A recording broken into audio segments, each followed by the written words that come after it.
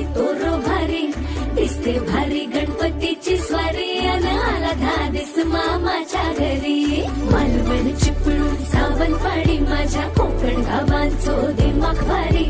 दिसते भारी गणपतीची स्वारी माझ्या कोकणा वाटे तुम्ही वळवा गाडी धमान हाका गाडी माझ्या कोकणचो रस्तो नागमोडी